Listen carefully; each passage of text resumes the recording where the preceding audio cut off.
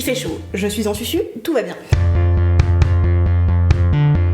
Je suis célibataire depuis 2018 et je ne suis toujours pas morte. Ma grand-mère me suit sur YouTube, donc laissez-moi juste 2 petites secondes. M'a mis une application de rencontre, c'est dans le WhatsApp, c'est pour pouvoir parler avec d'autres personnes qui sont célibataires, et après tu décides si tu veux les rencontrer ou pas, parce que on va pas trop au bal, nous. Et il y aurait plein de choses à raconter sur le sujet, de se trouver un appart toute seule quand toutes tes affaires sont chez ton ex, à reprendre confiance en soi après une rupture un peu bof, le début sur les applications rencontres, les désillusions, les crushs à la con que j'ai pu avoir, ou encore mon rapport à moi, et à ma confiance en moi, et à mon booty, qui ont beaucoup changé, pour le mieux.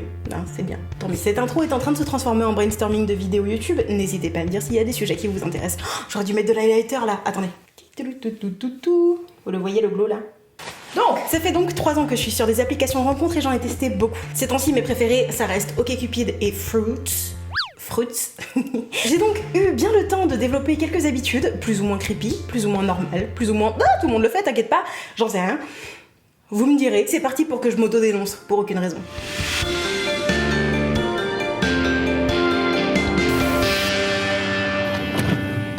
Première habitude qui se passe surtout sur OkCupid, car tu apparais en ligne quand tu es connecté, c'est que à partir de à peu près 4 messages, je prends une capture d'écran de toutes les slides du profil, car je veux pas apparaître en ligne quand je veux juste revoir la tête de la personne à qui je parle, même si on n'est pas en train de parler. Je suis pas très physionomiste. Et sur OkCupid, t'apparais en ligne. Après les gens ils reviennent te parler, t'as pas forcément envie de leur parler, je veux juste me rappeler de sa tête, tu vois.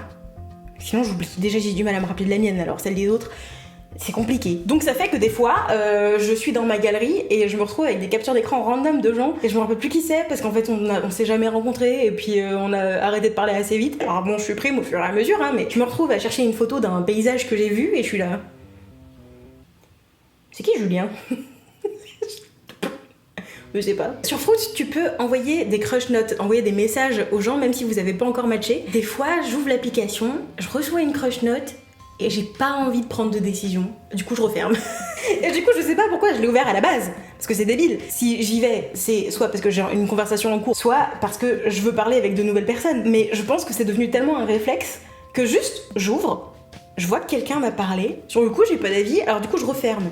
Sauf que des fois, ça m'arrive 5, 6, 10 fois de rouvrir l'application, voir que j'ai ce message en attente et juste refermer. C'est débile. Je crois que des fois j'ai juste envie d'utiliser les applications comme un observatoire de mon voisinage. J'ai juste envie de voir ce qu'ils font les gens.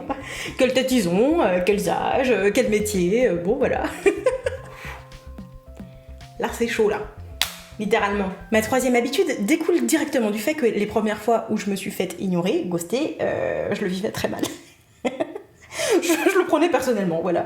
Quand je vous dis qu'il y avait du chemin à faire, il y avait du chemin à faire. Parce que maintenant, j'ai juste l'impression que c'est une norme. Tu parles avec des gens, t'essayes des trucs, si ça marche pas, bon, ça dégage. Voilà, c'est peut-être triste, je sais pas, mais en tout cas, moi, je me suis acclimatée. Mais en fait, je me suis faite la promesse d'expliquer aux gens pourquoi j'arrêtais de leur parler si ils me relançaient. Et parfois, ça peut donner lieu à des compromis cool, comme faire des pauses dans la conversation. Trop bien, je trouve ça trop cool que ça puisse arriver. Mais sachez que si quelqu'un vous relance 3 fois et que vous finissez par lui dire « Désolé, je trouve qu'on n'a pas grand-chose en commun et je trouve qu'on a vraiment du mal à faire avancer cette conversation », il y a des gens qui disent « Merci ».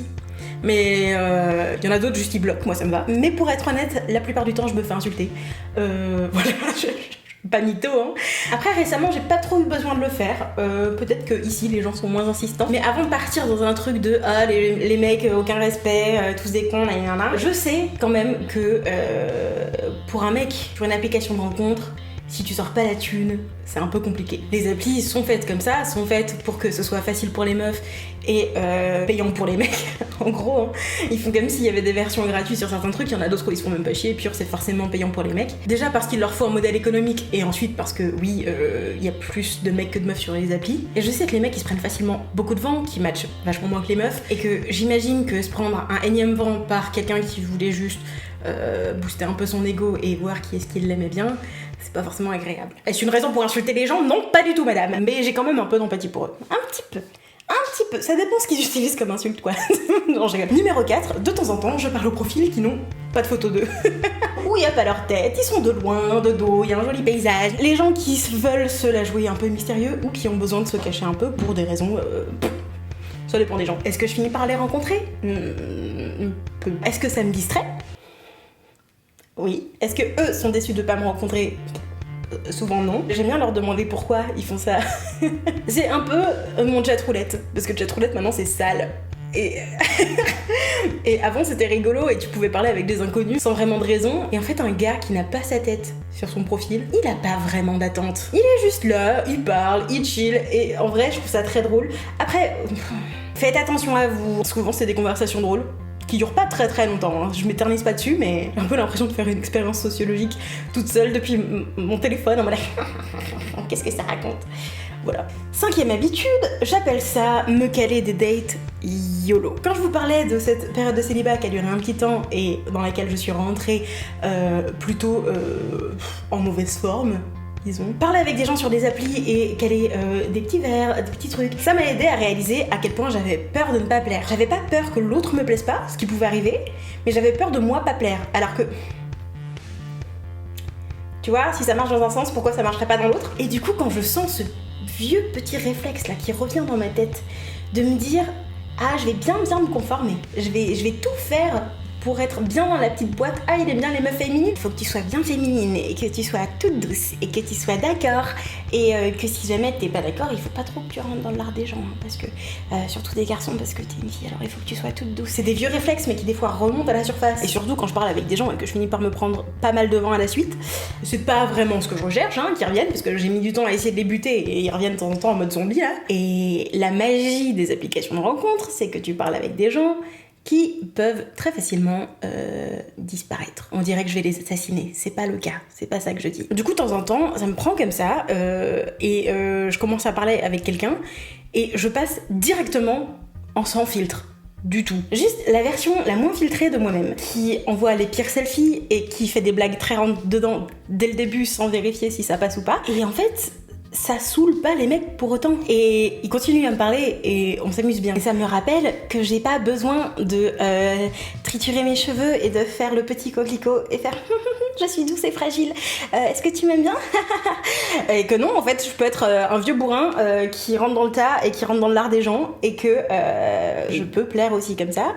Et que je peux aussi me plaire comme ça, et que j'ai pas besoin de me conformer là et de me faire rentrer dans une petite boîte juste par vieux réflexe qui remonte à la surface. Donc une fois de temps en temps, je vais commencer à parler avec un mec et je vais juste faire comme si on était des potes d'enfance et qu'il y avait aucune raison d'avoir le moindre filtre. Je trouve que c'est un bon exercice en fait. C'est peut-être bizarre, mais moi ça me fait du bien quoi. Ça me rassure et ça me rappelle que j'ai pas besoin de mettre des couches et des couches de protection autour de ma personnalité quoi. C'est sympa. Oh là là, je sue.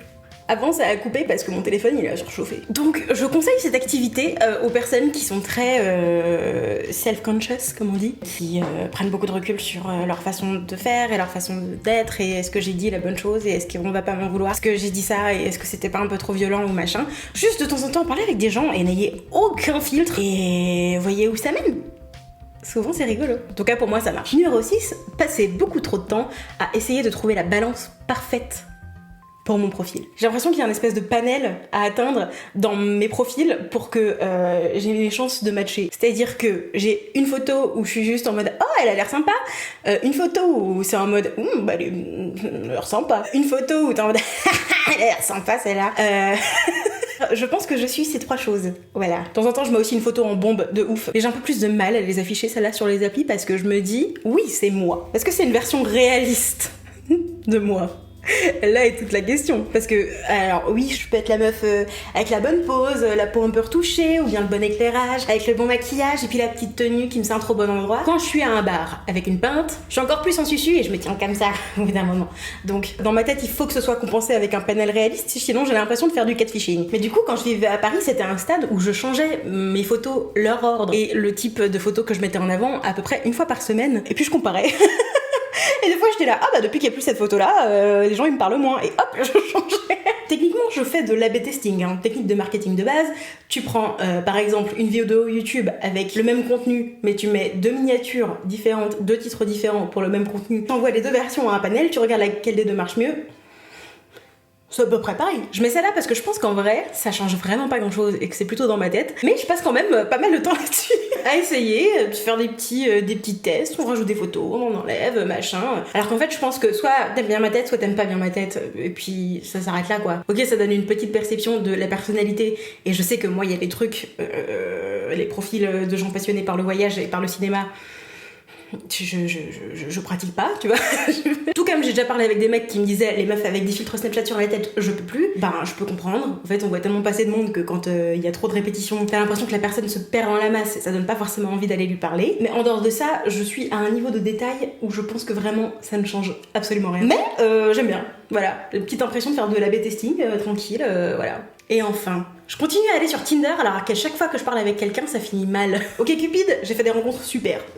Fruits, j'ai rencontré des gens super aussi. Tinder, j'ai jamais rencontré qui que ce soit où je me suis dit waouh, vraiment trop bien, super. Par contre, je me suis embrouillée avec beaucoup de mecs pour la raison de j'explique pourquoi je ghost. Et vraiment, à chaque fois que je suis sur Tinder, la conversation tourne au vinaigre très vite. Et pourtant, une fois tous les 4-6 mois, je me dis bah, on réinstalle Tinder, on essaye. La logique, c'est que tout le monde est sur Tinder. C'est ça la phrase qu'on dit. Vu qu'il y a tellement de monde sur Tinder, tu peux rencontrer des gens cool. Mais sauf qu'aussi, tu rencontres plein de gens à qui t'aurais préféré ne jamais avoir adressé la parole. Et proportionnellement, sur Tinder, je me prends tout le temps la tête avec les gens. Alors que sur des applis un peu plus obscures, entre gros guillemets, comme OkCupid qui fait très rarement de la publicité, t'as moins ce problème. Mais du coup, je sais pas pourquoi je me bute autant à toujours vouloir essayer et recommencer et télécharger l'appli. En fait, à peu près à chaque fois que je change de ville, je me dis je vais aller voir et ça ne mène jamais à quoi que ce soit de bien. Le soleil est en train de me rattraper, du coup j'ai baissé le volet, mon téléphone est en train de me dire qu'il surchauffe. Je pense que c'est l'heure pour moi d'arrêter de cette vidéo. Je réalise que j'ai oublié de parler du fait que de temps en temps, j'aime bien retrouver les gens sur LinkedIn. Dites-moi si c'est bizarre ou pas, dites-moi si c'est normal, mais c'est tout pour moi. Je vous fais des bisous. Hydratez-vous, utilisez vos pouces. À bientôt sur internet. Bye.